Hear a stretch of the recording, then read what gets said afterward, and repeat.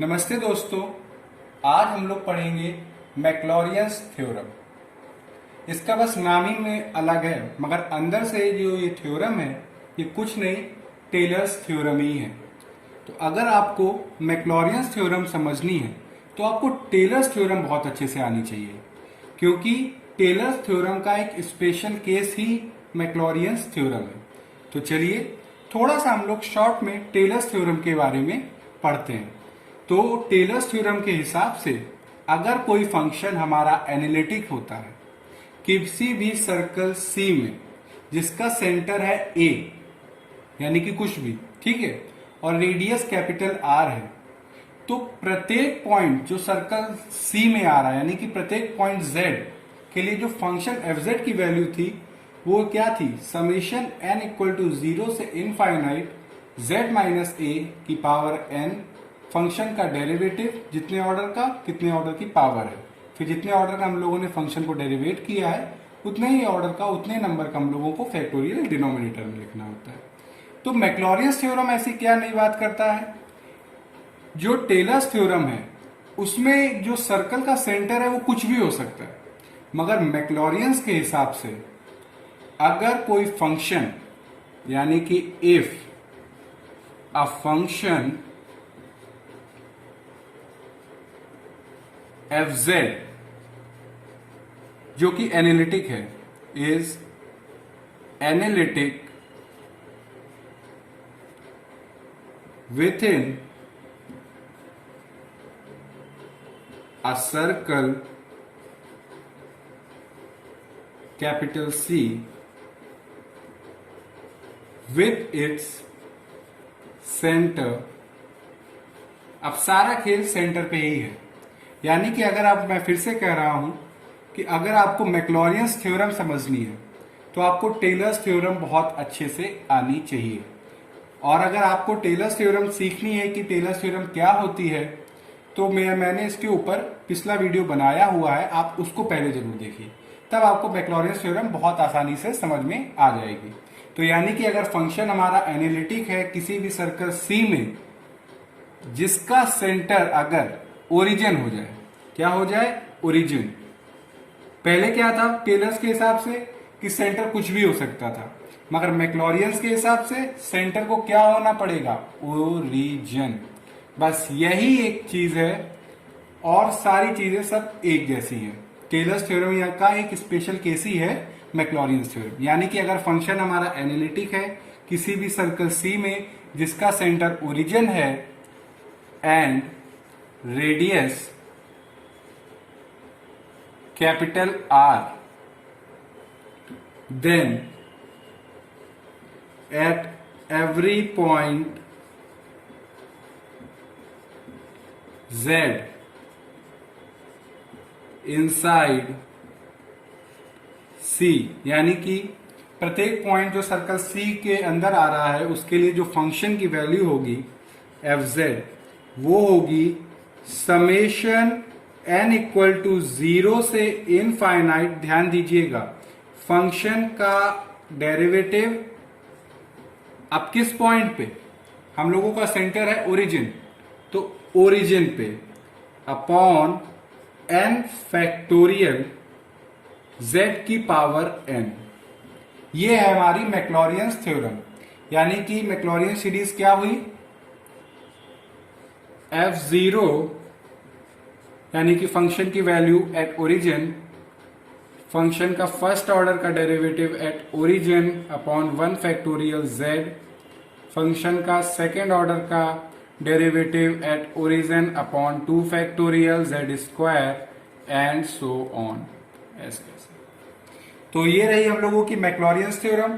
अगर आपको इसका प्रूफ देखना है कि इस जो ये सीरीज है एफ जेड को हम लोग कैसे लाए यहाँ पे, तो उसके लिए आप जो टेलर्स थ्योरम पे मैंने जो वीडियो बनाया हुआ है उसमें जहां जहां आप ए है वहां वहां आप क्या पुट कर दीजिए, पुट ए इक्वल टू 0, यानी कि आप मान के चलिए कि सेंटर ओरिजिन है और रेडियस आर। तो जहां पे मैंने जैसे उसको स्टार्ट किया था थ्योरम का प्रूफ, आप उसको आप फिर से देखिए और उसमें जहां पे मैंने ए लिया है वहां पे हम लोग क्या लेंगे, सेंटर ओरिजिन, और जब आप करेंगे उसको सॉल्व तो आपकी मैक्लॉरियंस थ्योरम डिराइव हो जाएगी। अब खुद देखिए, फंक्शन को हम लोगों क्या कहते हैं, z माइनस ए है। अब यहाँ पे ओरिजिन पे कर रहे हैं तो ये हो गया z माइनस 0 की पावर n, तो यानी कि z की पावर n। यहाँ पे जो सेंटर है वो a है, यहाँ पे अब a की जगह हम लोग 0 लेके चल रहे हैं, और नीचे n फैक्टोरियल वही है। अब यहाँ पे देखिए फंक्शन की वैल्यू एट पॉइंट a, यहाँ पे फंक्शन की वैल्यू एट पॉइंट ओरिजिन, वही हम लोग same as it is case है। अगर आपको इसका प्रूफ करना है तो आप टेलर्स थ्योरम पे मैंने वीडियो बनाया हुआ है, आप उसको देखिए। जहां जहां मैंने ए वहां पे थ्योरम को प्रूफ करने में किया है, आप उसको ओरिजिन मान के करेंगे तो आपका ये सॉल्व हो जाएगा, और यहां से हम लोगों की मैक्लॉरियंस थ्योरम खत्म। ठीक है, अब आपको मैं कुछ थोड़ा सा एक्सपेंशन बताना चाहता हूं कुछ फेमस फंक्शंस के, जो कि आई होप कि मेरे हिसाब से जरूरी है आपको कि आना चाहिए। जैसे कि फंक्शन है F Z equal to sine Z. अब इसको हम लोगों को एक्सपेंड करना है, ठीक है। अब कोई स्पेसिफिक पॉइंट तो दिया नहीं हुआ है, तो हम लोग ओरिजिन के अबाउट इसको एक्सपेंड करेंगे, यानी कि इसको जो सेंटर है, जो सर्कल का जो सेंटर है वो ओरिजिन होगा और रेडियस कैपिटल आर। तो एफ जेड की वैल्यू क्या होती है, function at point origin, function का first derivative at point origin 1 factorial z plus function का सेकेंड ऑर्डर का derivative upon 2 factorial z square, function का थर्ड ऑर्डर का derivative at point origin 3 factorial z cube and so on, ऐसे चलता चला जाएगा। अब देखिए फंक्शन की वैल्यू एट पॉइंट ओरिजिन क्या आएगी, f0 करेंगे तो आएगी 0, ठीक है। अब फंक्शन का फर्स्ट ऑर्डर का डेरिवेटिव करेंगे तो आएगा ये cos z, और cos z में जब वैल्यू पुट करेंगे हम एट पॉइंट ओरिजिन पे, फर्स्ट डेरिवेटिव की वैल्यू क्या आएगी 1। अब सेकेंड ऑर्डर का डेरिवेटिव जब हम लोग करेंगे तो इसको डेरिवेट करेंगे तो आएगा हम लोगों का माइनस साइन जेड। तो इसकी जो सेकेंड ऑर्डर का जो डेरिवेटिव आया है, इसमें फंक्शन की वैल्यू एट पॉइंट ओरिजिन क्या आएगी 0। फंक्शन का ट्रिपल ऑर्डर का जब हम लोग करेंगे तो इसको करेंगे तो माइनस कॉस जेड, और जब ओरिजिन पे देखेंगे तो -1 आएगा, ठीक है। तो अब यही वैल्यू अगर हम लोग पुट करें फंक्शन एफ जेड में, तो जो साइन जेड है यानी कि साइन जेड, ओरिजिन पे f0 की वैल्यू 0, फंक्शन के फर्स्ट डेरिवेटिव की वैल्यू क्या आई 1 upon 1 factorial into Z, second order की वैल्यू 0 आई तो 0, ट्रिपल ऑर्डर की अगर वैल्यू यहाँ पे cos 0 की वैल्यू होती है 1, तो ये हुआ हम लोगों का -1 अपॉन 3 फैक्टोरियल z क्यूब, और ऐसे चलता चला जाएगा। तो हम लोगों का साइन z जो आया वो क्या आया, z upon 1 factorial z cube upon 3 factorial, और ऐसे करते करते चले जाएंगे, यानी कि z की power 5 upon 5 factorial and so on, ऐसे। यानी कि अगर हमें किसी भी फंक्शन का एक्सपेंड करना हो तो हम लोगों को उसको याद करने की जरूरत नहीं है, समझ रहे हैं आप। आपको टेलर्स थ्योरम आनी चाहिए, ठीक है। उसके हिसाब से हमें कोई भी फंक्शन को एक्सपेंड करना हो तो हम लोग एक्सपेंड कर लेते हैं। अब चलिए एक और हम लोग एग्जांपल लेते हैं इसमें, और इस टॉपिक को एंड करेंगे यहां से। अब जैसे हमने ले लिया एफ जेड की जगह log 1 प्लस जेड, ठीक है। इसको हम लोग क्या करेंगे, एक्सपेंड करेंगे।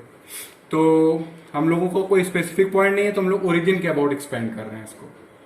तो एफ जेड को हम लोग क्या लिखते हैं, f0 प्लस फंक्शन का first derivative at origin 1 factorial z, second जितने ऑर्डर का डेरिवेटिव उतने ऑर्डर का फैक्टोरियल, ठीक है, और उतने ऑर्डर की पावर। अगर थर्ड ऑर्डर का डेरिवेटिव है किस पॉइंट पे, ओरिजिन पे, तो 3 फैक्टोरियल z की पावर भी थर्ड। फोर्थ ऑर्डर का है तो फोर फैक्टोरियल z की पावर 4 और ऐसे चलता चला जाता है। अब देखिए एफ जेड हमारा दिया हुआ है log 1 प्लस जेड, ठीक है। तो एफ डैश जेड क्या होगा 1/1 plus Z. F double dash यानी कि डबल डेरिवेटिव इसका करेंगे तो आएगा -1 प्लस जेड का होल स्क्वायर, ठीक है। थर्ड ऑर्डर का डेरिवेटिव करेंगे तो ये आएगा -1 है, -2 पर चला जाएगा तो 2 1 प्लस जेड का होल क्यूब। फोर्थ ऑर्डर का करेंगे z को तो आएगा -3 यानी कि -6 1 प्लस जेड की पावर 4 यानी कि -3 ऊपर चला जाएगा और -3 में क्या कहते हैं जब जो बेसिक डिफरेंशिएशन है उसका फॉर्मूला यूज करेंगे तो ये आएगा। अब आप देखिए खुद f0 की वैल्यू कितनी आएगी log 1 की वैल्यू होती है 0। यहाँ पे फंक्शन के फर्स्ट डेरिवेटिव की वैल्यू कितनी आएगी 1 और सेकेंड ऑर्डर की वैल्यू ओरिजिन पे कितनी आएगी -1। सही कर रहे हैं हम लोग। और थर्ड ऑर्डर की कितनी आएगी 2 फर्स्ट सेकेंड थर्ड।